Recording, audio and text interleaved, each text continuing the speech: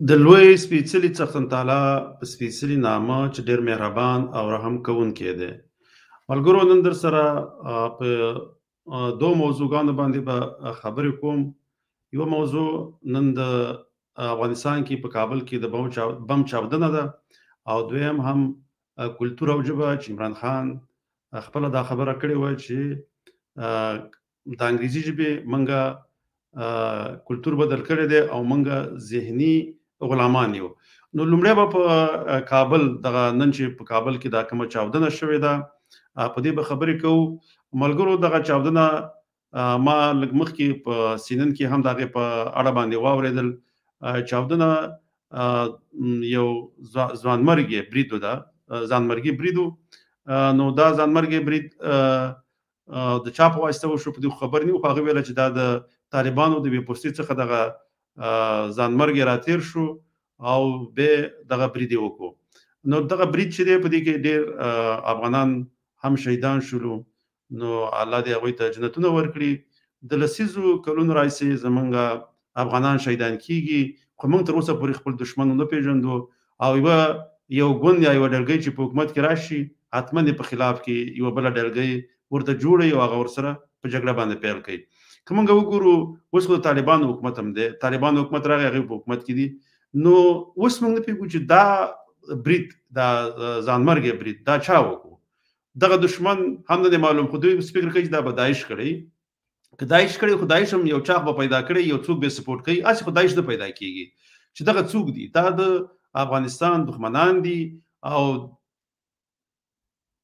ملګرو، هغه چا چې سلامونه رالېږلي هغه ټولو ته وعلیکم السلام. وروسته به په سټوډیو کې ما سره راساسې هم راځي.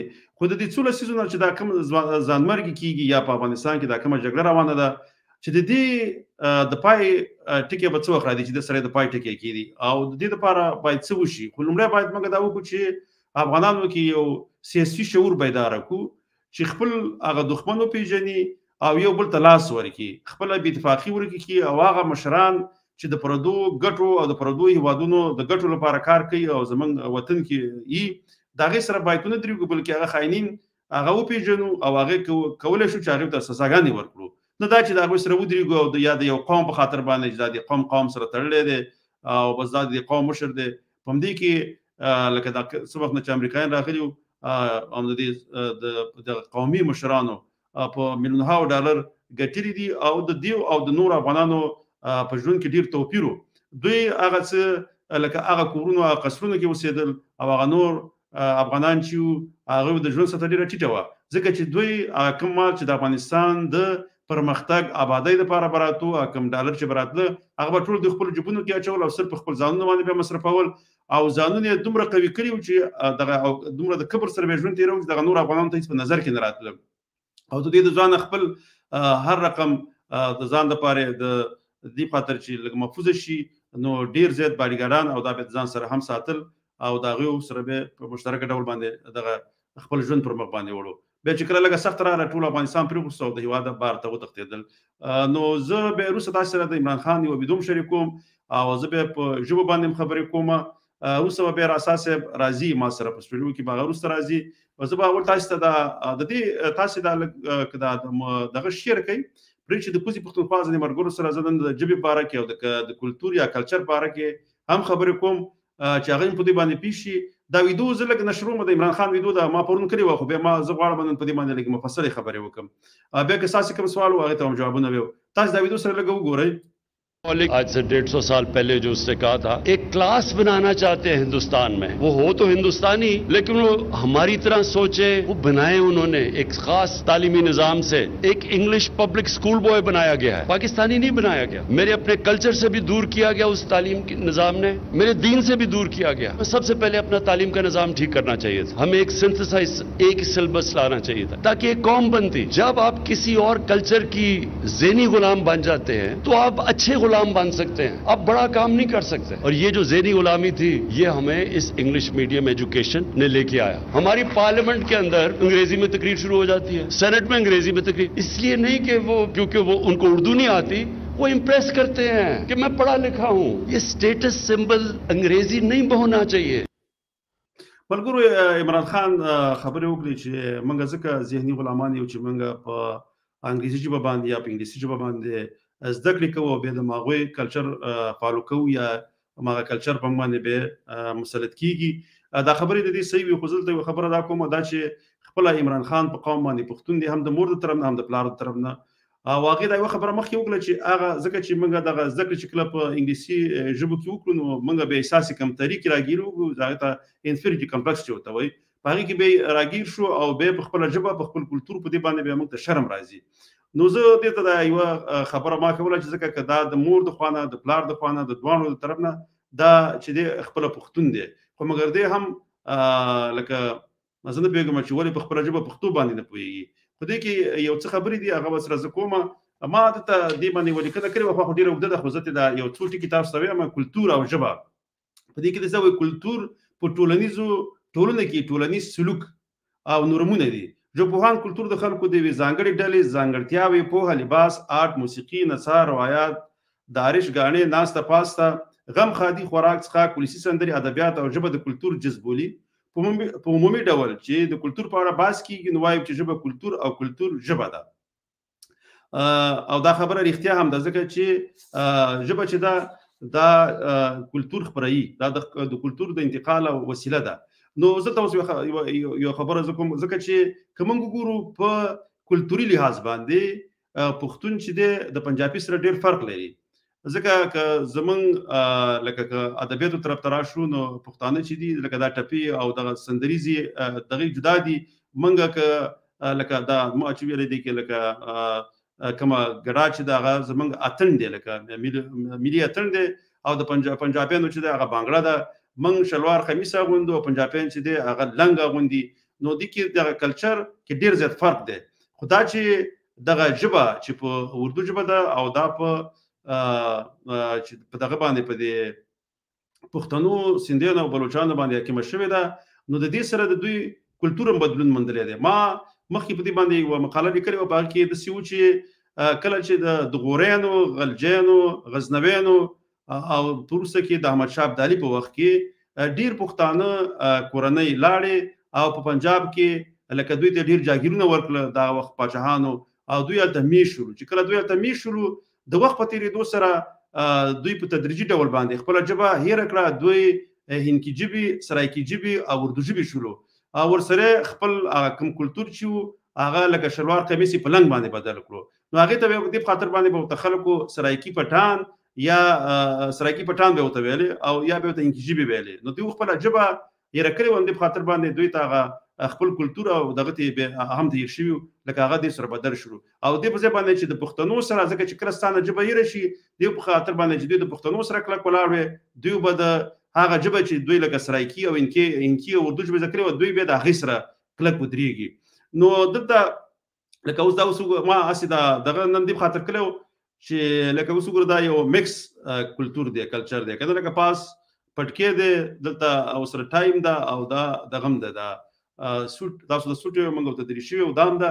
دې کې زما مقصد دا دی اوس که زه دا واغوندم دا پټکې هم زه لرې کړم او دلته دې په ځای باندې هسې خپله دلته د اروپایي خولۍ په سره کړم او زه د یو پښتون سره ودرېږم او زه چې سره کله پښتو ژبه باندې خبرې کوم سم دوار هغه پوهېږي چې دا پښتون دی. ځکه دې په خاطر باندې چې هغه زما په لهجه، زما په پښتو ویلو باندې به هغه پوهېږي. که ته چېرته یو پښتو چې خپله ژبه یې هېره کړي لکه سرایکي پټان ته راولې، ته د شلوار کمیس هم واغوندې، خو چې کله هغه خبرې کوي ته نه پوهېږي چې دا اوس پښتون دی که نه دی، ځکه چې هغې خپله ژبه به هېره کړي. او چې کله یو انسان خپله ژبه هېره کړي بیا د هغې پېژندګلو هغې ته ډېره مشکله شي، ځکه د هغې پېژندګلو دغه قوم ورکه شي. ځکه په دغه دومره وختونو کې چې کله به پښتنو په هند باندې حکومت کوو نو هلته ډېر پښتانه به لاړل، هلته به میش شولو، ځکه دې له به جاګیرونه ورکول دغه وخت پاچاهانو. بیا دوی نه خپله ژبه هېره شوې ده. نو چې کله ژبه هېره شوه اوس وګوره دغه قوم پېژندګلو نه کېږي، کله ځان سره پټان لیکي، کله خان لیکي، خو په هغې باندې خو بیا هم نه کېږي، ځکه چې بیا د تا سره کله ژبه وایي هغه ژبه دې خپله هېره ده. نو د دې دپاره ژبه هېرول په کار نه دی. د عمران خان دغې خبرې په مقابل کې چې دا وایي چې اردو موږ ذهني غلامان کړي، نه انګریزي وایي موږ ذهني غلامان کړي.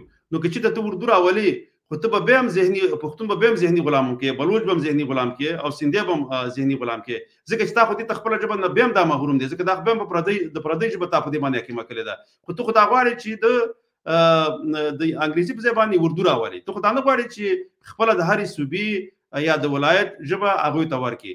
ته خو دا کار کوې لکه انګریزي لري کې اردو راولې.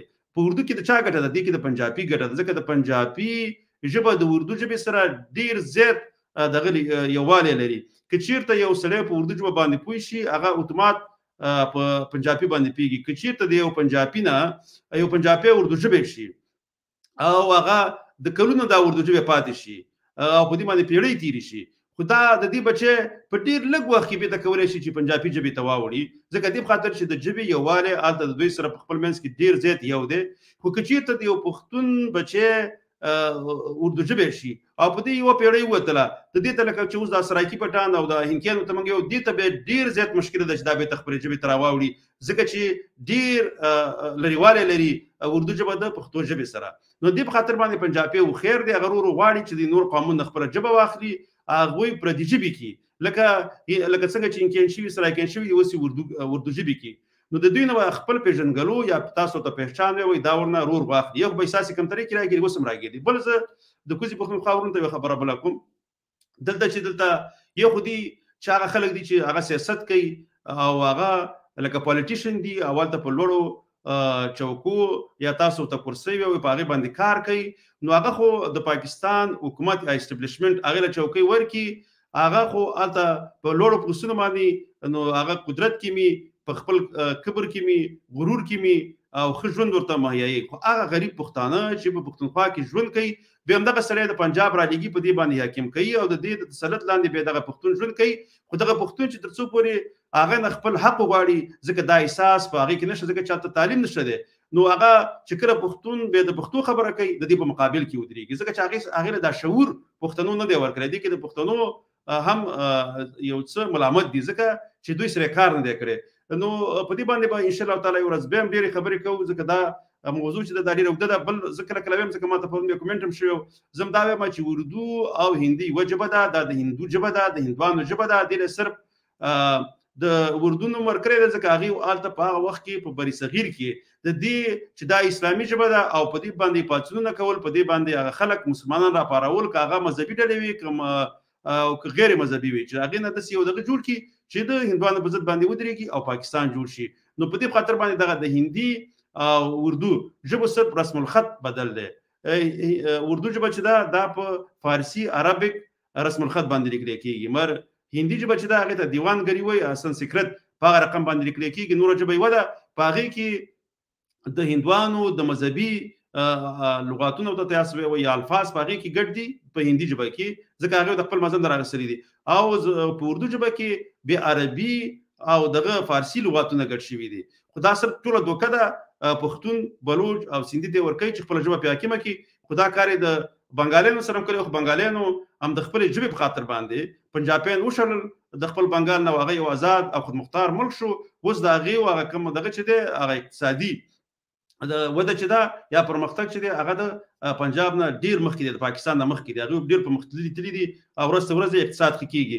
خراسان صاحب په همزه راخلم، زه به په انشاءالله تعالی په دې باندې به یوه ورځ بیا زه ډېرې اوږدې خبرې کوم چې اردو او هندي کې هغه فرق به راولم، هغه به تاسو ته زه بیا په دې یو پاور پوینټ په شکل باندې تاسو ته زه ښکاره کوم چې خپله لکه د اردو او د هندي لیکوالان په دې اړه باندې څه وایي، نو هغه په تاسو زه د ثبوت په توګه باندې راوړم، تاسو بیا وړاندې کوم.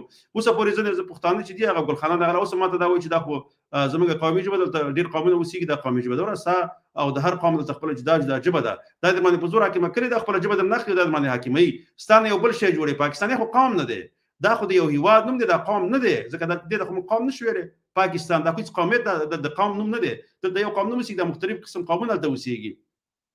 ښه، بل ځینې وخت کې ځینې ورونه دا وایي چې ته زموږ په هیواد کې یا افغانستان په پښتونخوا کې ولې پښتونخوا باره کې یا پاکستان باره کې ولې خبره کوې، وره ته د پښتونخوا د پښتونخوا پښتون یې، خپله خاوره باندې اوسېږي. او زه چې کله پاکستان اسټبلیشمنټ یا پاکستاني پنجابي ارمي یادوم یا پاکستان یادوم، د دې نه زما مقصد سان دی ځکه چې تل د پاکستان اسټبلیشمنټ یا پنجابي اسټبلیشمنټ په افغانستان کې لاسوهنې کړي دي او د هغې دغه میډیا چې ده تل د پښتنو او د افغانانو په ضد باندې خپل فعالیتونو ته دوام ورکړی دی. زه دلته زه به خپله رسا صاحب اوس خپل دغه ته د سټوډیو ته راجګوم او د عمران خان دا ویډیو به هم ځینې زه لرې کړم، بیا به هغه راواخلو. نو السلام علیکم رسا صاحب، په خیر راغلی سټوډیو ته. مننه زماني صاحب، تاسو ته او درنو لیدونکو ته چې همدا لحظه موږ ګوري ټولو ته سلامونه او نیکې هیلې.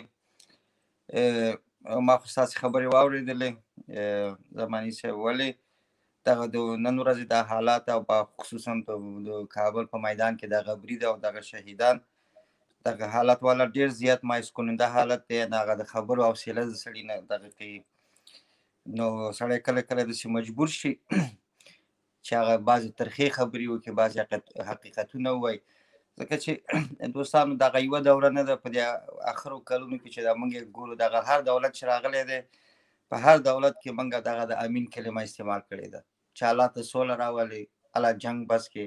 په هر دولت کې که څوک شهید شوي دي یا ورته ویلي دي چې الله دې شهادت قبول کړه او امین. دغه څو دورې موږ په دې شکل باندې دغه په دې اوسني عصر کې د افغانستان د داسې یو حالت کې روان دی.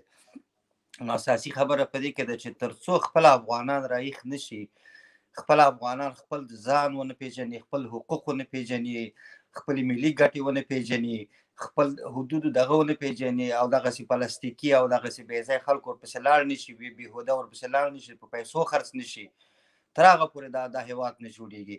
دا نن سبا ته درپسې داعش راجګېږي، بل حالت راځي. تر کومه پورې به موږ افغانان دغه د پردو په جنګ کې به موږ سوځو؟ او هر سړی، هر افغان بس په دې فکر کې دی چې یو وخت تلې ته ګوري چې کوم طرف ته حالات ښه دي، راځه دلته ورشه، کله بل خواته لاړ شي، کله بل خواته لاړ شي، کله چې پکې ګټې پکې تامین شي کوم ځای کې بیا مالته خوښي، بیا بل پسې بدرګم ورپسې د پاسه وایي. همدغه بدبختي ده د آخرو څو کلونو باندې. یو نظام و، یو دولت و، دلته به وروره یو نفر به راپاڅېده چې زه خو د شمال امپراتور یم، زه خو دومره چوکۍ غواړم، زه خو دومره وزارتونه غواړم. بل به راپاڅېده چې زه خو شبرغان سقوط ته دغه کومه سقوطوم، زه خو دا هر څه داسې. بل به ویل چې زه خراسان جوړوم. بل به راپاڅېده چې دا خو دلته خو تعصب دی، دلته خو دغه دی، څه ورته وایي، فاشیزم دی. دا نو همدغه حالت دی زماني صاحب چې زمونږ وطن دې حالت ته رسېدلی دی.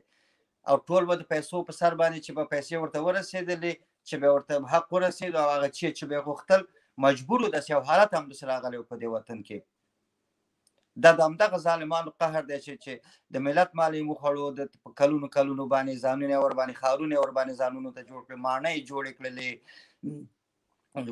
په خارج ملکونو کې بلډینګونه واخیستل، بانکونو کې پیسې دي. دومره پیسې چې افغانستان ته راغلي دي، که دغه مجموعي سړی وسنجوي، دې باندې مکمل 5 هېواده ورباندې جوړېږي. ولې دا پیسې څه شولې؟ دغه خارجیان هم اخر دې ته مجبور شول چې دا څه رقم سیاسون دي په دغه ملک کې، دا څه رقم افغانان دي چې د یو رهبر لري، دی په کم خط و سیر باندې روان دي، تر کم ولې په دې حالت کې دي. هغه هم دې ته مجبور شول چې زه چې بلا درپسې چې څه کېږي هغه به کېږي، تاسې پوهېږئ او وطن هم پوهېږي. ځکه چې دا په افغانانو کې تر اوسه پورې داسې یو ملي احساس نه دی پیدا شوی چې دغه د وطن دغه خاوره دغه سره دغه مینې ورسره یو د زړه دې خلاصوي. فقط هر سړی تر خپله حده پورې ځي او بیا بعد د هغې نه چې کوم خوا کې خوشحاله وه خواته بیا ځي. ډېره مننه اساسي او خبرې ډېرې دي زماني صاحب، د ډېرو خبرو نور حوصله هم نشته دی، بس یو څو خبرې مال زیاده اقل هغه. ډېره مننه راسا صاحب، بیا مننه ځکه چې ته نن دغه وې وزم دې مرخنه خو بیا راغلی موږ سره سټوډیو ته. زه به د یو څو کومنټ ولولم، بیا پروګرام راټول کو ختم به کو. دی ورو لیکلي دي وای بورا صاحب ستاسو چوپړ د ستایلو دی او ډېر ښه لړۍ مو روانه کړې ده. غلام رباني فیاض وروره نړۍ مننه، ځکه هم دا ستاسې تشویق او ستاینې دي چې موږ دغه پروګرام ته وګه ورکړي دا. انشاءالله تعالی دا به په مخ باندې وړو. بل ورور هیوادو صاحب لیکلي دي په زړه پورې خپرونه لا بریم په برخه. زماني صاحب نړۍ مننه. هیوادو صاحب تاسې هم خپل ډېر زیات فرهنګي کارونه پر مخ باندې وړئ، الله مو بریالي لره. دلته یو بل ورور هم دغه کړی دی، دې کې لیکلي دي چې وایي عمران خان ملامت نه دی، نظر یې ډېر سم دی. اوس زرګونه پښتانه دي نن د فارسي او اردو ژبو غلامان دي. دا خبره حقیقت د خپل عمران خان هم خپله ژبه باندې نه پوهېږي، هغې نه خپله هم خپله ژبه هېره شوې ده. مور او پلار یې ورسره کار نه دی کړی، خپله ژبه یې تنده ورپدري، ځکه دې پښتون د مور او پلار دواړو نه پښتون دی، خو مګر پښتو ژبه یې زده نه ده. یو بل ورور دغه به یو مور راښودلې د پښتو ژبه ده، د غیرتمنو عزتمنو پښتنو ژبه ده. ابراهیم خان ورور ډېره مننه، نړۍ مننه وروره. نو ګورو که نور پکې داسې کوم کمیونټي هغه سره یو څه کله یو کمنټ د طالبانو په اړه باندې راغلی دی هغه زه وایم ځکه چې هغه ډېر دی داسې یو عجیبه هو دا کمنټ زه راخلم دا چا لیکلی دی ډینجر لوفر خو زه خیر هغه چې دا نوم خو داسې دغه دی که ډنګر لوفر دی چې دی سلامونه درته وایم کابل کې چې نن چاودنه وشوه طالبانو خپلو خبرو کې وایي موږ موږ دې جنگ شهیدان نه یو نو بیا ولې چاودنه کیږي باید طالبان د دغو چاودنو پوښتنه وکړي ولې چې اوس د افغانستان واکداران دوی دي بالکل ځکه اوس چې دوی په افغانستان کې حکومت دی او چې د دې نه بعد هر حادثه کیږي یا هر پیښه کیږي ذمہواري خپل همدغه طالبان دي باید طالبان د افغانستان د امنیت ټینګولو لپاره باید کار وکړي ځکه چې اوس خو دا حکومت واکداري د دوی په لاس کې ده نو بالکل صحیح خبره ده کړې زه په دا یو دغه بل وګورم راساسه یو دوه صاحب تاسو سلام کړئ څنګه دا یو دغه بل به ماغه تاسو سلام کړی دی بلوچان خو مې د خپل ژبې د پاره جنگ کوي او بلوچان د خپل ژبې د پاره جنگ کوي او لکه څنګه چې بنگالیانو جنگ کو د سي بلوچانم جنگ کوي نن د بوکتی د شهادت ورځم الله دغه ته جنتونه ورکړي چې پاغه بزرتوب کې دی په پاکستان خلاف باندې جګړه پیل کړه او به د پنجابي آرمي لخوا شهید شو الله دې ته جنتونه ورکړي ځکه د خپلواکۍ لپاره خپل جګړه پیل کړې و نو زه اقصاد دې اعلان په خاطر باندې هغه دوست چې پښتنه کړی دا زه د فکر کوم چې سبا ته هم طالبان اعلان وکړي چې موږ یو کمیسیون ټاکو چې به دې پښتنه وکړي او بس دا به خېږي معمول په افغانستان کې دغه څو لسیدي هم دغه رواج دی دغه کلمه رواج شوې ده چې وروره بس سبا ته به یو کمیسیون ټاکي چې موږ خبر نه سو چې دا څوک دي کوم ځای دی به کمیسیون دی هغه به پښتنه کوي څېړنه به کوي دی باندې کوم ورځ تیر شول او کوم میاشت تیر شولې بس همدغه لړۍ روانه ولا یو دوه ویل چې در اساس سرګندونې وي ډېری په ځای او درسته وي مننه یو دوه نو بس پروګرام راټول کو چې هغه وخت خپل په خدمتو کې ځکه زما همیشه کوشش دی چې شلو دقیقو کې پروګرام راټول کو ځنن به هم دغه شو نو پروګرام راټولو تر بل پروګرام پورې په لوی الله جل جلاله سپارم خوشاله آرام او سوکاله ژوند لري د لوی الله جل جلاله په امان